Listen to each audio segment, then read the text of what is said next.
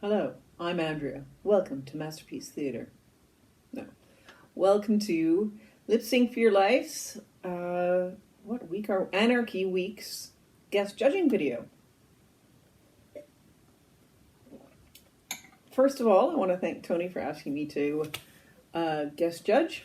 I've been looking forward to this since he asked me early in the season. And I was not disappointed. You guys put out some really exciting videos, and I'm really thrilled that all four of you have made it so far. It's been fun watching your progress as the season went on. And that's all I got to say on that for now. Let's go through my notes, shall we? I watched all the videos on the premiere in It's Not Together Tube, whatever it's called now. And normally I would say I would watch once and I would vote on those. Maybe I'd watch a couple videos again to make decisions. This time I watched each of your videos at least 4 times, if not 5 times. Just so that I had more to say, because what's the point of getting a guest judge in who tells you exactly the same stuff that you've heard 1,000 times before? Having said that, I think Roxas covered a lot of the points that I'm going to cover too. Hi, Roxas! But hopefully I'll talk about a few different things. So let's start in order that they're listed in the sub, and that is Dixon. So Dixon, you had some nose surgery this week. So you filmed your lips separate from your body sync, which was a very surreal effect, especially when you move the lips to the eyes. I thought that was a fun thing. I liked all the other surreal bits of the double color exposure behind you, and also doing the double exposure on the blanket that was covering you. Where have I seen that before? Oh yeah, that's right. It was in my carry-on this week. And so I like the idea. I like the whole surreal feel about it, which probably was heavily influenced by your opiate trip this week. But I'm not sure about its execution. Okay, I mean, it fits with the Anarchy theme, but in terms of qualifying for a lip sync, I have some serious issues with it. Okay, so one, the lips had a couple cuts in them. Like, I'm not talking at the beginning with the, it's killing me. There was a couple cuts there, and that was fine. I could accept that. But in the video itself also, there was a couple cuts, which, you're supposed to film it all in one go, and that wasn't in one go then, as far as we know, right? I'm sure it was in one go, but there's no proof of it for us.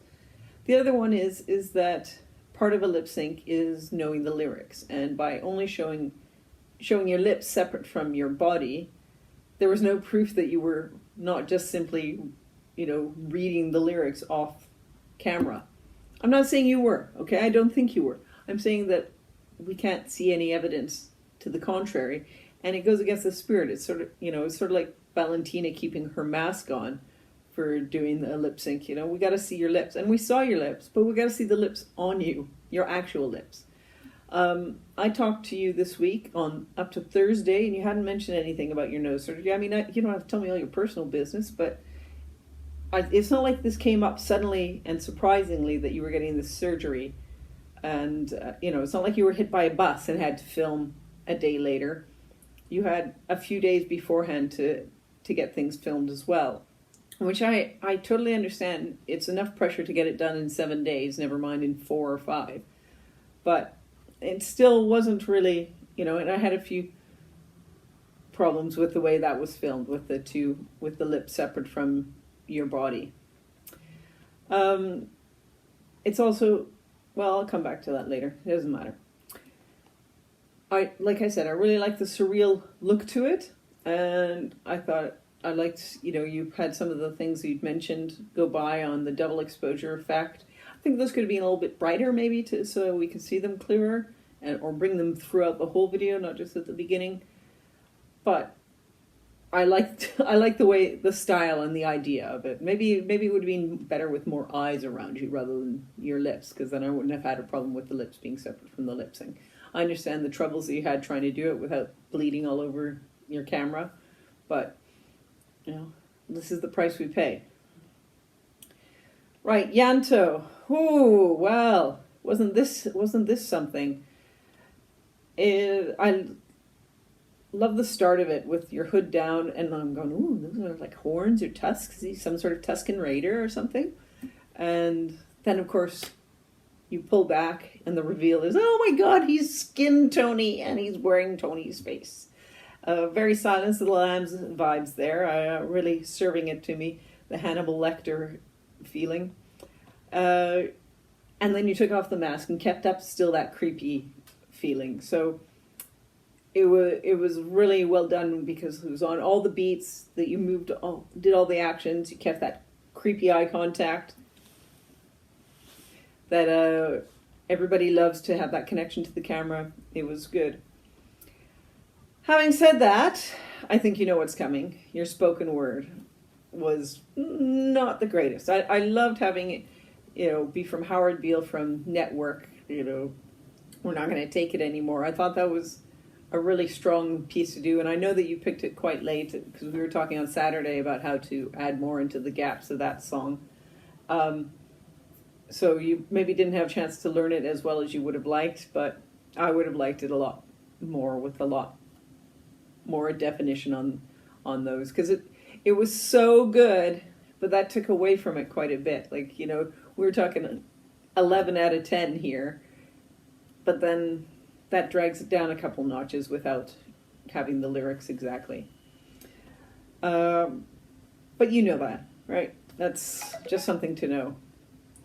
Then I like the characters on the back. It only took me to the final one to realize that season 6 was all on one side and season 7 was all on the other.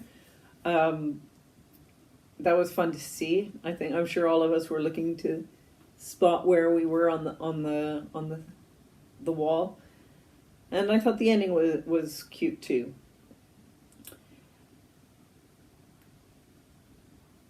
Moving on, I'm gonna have a sip. I always like it when the judges have props, and red wine's a nice prop for me. So Evie we had next with Anarchy Light. Playing more on the casual way we use the anarchy to mean things in chaos or disarray or whatever. And I thought it was cute. I thought it was a nice change of a way of keeping it light rather than a really, dark idea for it. I like the intro with the cute, sort of old comedy stuff. Jesus, who keeps talking to me? The Charlie Chaplin kind of speed of handing out the rules and the kids just tossing it away. I thought that was good. As always, the film work of moving around was excellent, Evie. Really well planned. You can tell that you and your camera person spent a lot of time working on that, where you were on this part of the screen and then the kids were on this part, so you could see the action behind but still see what you were doing in the front. That was really well done, and I have to applaud you. I have not seen anybody else do anything nearly as well, and probably it'll be tough for a lot of people to keep up. I like the way it changed then to the close-up with the makeup. The what was with the pencil? Okay, that's a bit more anarchy, but I was going, is she getting poked by like a Brillo or like what Bic pen? What was that? And it didn't take me out of it, but it did confuse me about it. And then at the end, it made sense that you joined in. That was fun. You lost the lyrics a bit, as I'm sure you know. It can happen in the moment, and sometimes you go, "That was my best filming," and that's the way it's going to be. Like I said, I really like the flow. I like how you moved around. I liked how you set yourself in different parts and had the kids circling around you. Really good direction for all of that. The one main thing I would have as an issue is I felt there was no real build-up in your character. I mean, you joined in the anarchy when you were supposed to be, in charge.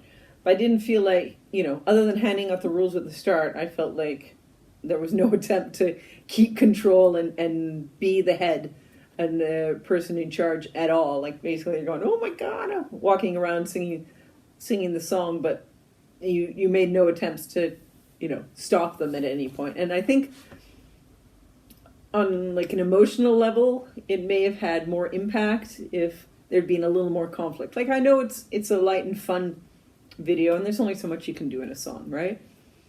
But I think for how, my end feeling over it, I think it would have been better if there'd been a little bit more of a build up before you went over the edge and said, what the hell, and started, bashing the kids with a pillow. Other than that, I thought it was really well done. I thought it was a clever idea. Then, last but certainly not least, was Alex. I love the computer voice intro. Oh my god. That was hilarious. And the the screenshots she got for each of them. Oh, poor Mikey. That's not the most flattering photo that I've ever seen of him. But it was really cute. It set it up in a hilarious manner and a very enjoyable start. I liked your setting. No, you sort of sound a little bit wishy-washy about how you felt about it when we were watching all together. But I thought it looked cool. It sort of looked like you were, on the outside of the high castle and about to go get the drag queen in the high castle. What else was good? The glue gun. I mean, death by glue gun for a bunch of lip syncers. That's the way we will all go, I'm sure, or would like to go at least. That was hilarious. And the bloody crown. Your end scene with the blurred bar over Tony's face, and then grabbing the crown and bloody and putting it on. I thought that was cute too. What could I say to improve it? Oh, in the middle it was a little bit draggy. I think you maybe realize this, but maybe, I don't know what you could have done to make that, it wasn't bad, don't get me wrong, you kept my attention, but compared to the very start, and once you pulled out the glue gun, it was a little, not as much going on. So maybe you could have had the glue gun and like taken them out one by one, sort of sniper style, and showed your little animation and had them all, flip off, not flip off, but flip backwards out of the picture or something until you took out Tony finally. And then on the phone at the start, I couldn't hear you very well. You probably only realize that after filming, but this is why I always say film bits that you're not sure about, come back, look at it, and see if things need to be changed. Because I really struggled to hear you, and I listened on several different devices. But I could hear you, but it was a strain to hear you, and it's not because I'm old and I'm deaf. Okay, it's not because of that. It was hard to hear you. But all in all, I loved the humor of it and thought it was really funny. So I'm going to come back in a second and tell you my rankings for all of you. Right, and welcome back. It hasn't been that long for you, but I sat and struggled and thought about it for a little bit, because in my top three that I consider for top three, there was a lot in each that I really liked, and then there was a bit of an issue for each of them in some way. So trying to decide what was more of an issue, what made more of an impact, positively, negatively, it was hard. So I, keep in mind that you're all very close in my estimation. Starting from the bottom then, I'm afraid that's you, Dixon. With the technical things I talked about before, of cuts in the video and having the lips separate from your body so we can't tell how it was filmed, and also for handing it in a day late. I understand the medical reasons, but getting to watch your competitors' videos before you even film yours is a huge advantage, and I can't in any good conscience give you higher ranking than the fourth, simply for these reasons alone, if nothing else. Coming in third, I'm going to have Alex, and like I said, as much as I love the beginning and the end, the middle just needed a little bit more. So, if you make it to the final, keep that in mind. Same for you, Dixon. If you make it to the final, although cuts in the video are allowed, don't hand it in late, baby. So try and just make sure that you keep the same high level going all the way through. In second, I'm ranking Evie. I thought you did an excellent job on it. I just didn't feel the emotional connection to it as much because it just didn't have enough of a, crescendo before you descended into the anarchy with the kids. So if you make it to the final, try and keep that in mind. If you're going to tell a story, give us a build up before it reaches the climax in the end. Don't keep us at one note and then go somewhere else. Build it up. And then in top place, it's Yanto. So I struggled with this Yanto because the lip sync wasn't as good as I would like it, in the spoken word specifically, which sort of fits with the character a little bit, but not as much as it could be a bit messy, but not as messy as you made it. However, yours is the video I felt the most emotion about, oh. And it's the one that I've been thinking about the most when not reviewing them directly. And so for that reason, I feel it's the most impactful, and therefore I'm giving you my first place vote. So, if you make it to the final, know your goddamn words. That's what I gotta say to you. For all of you, I wish you good luck. I've really enjoyed it.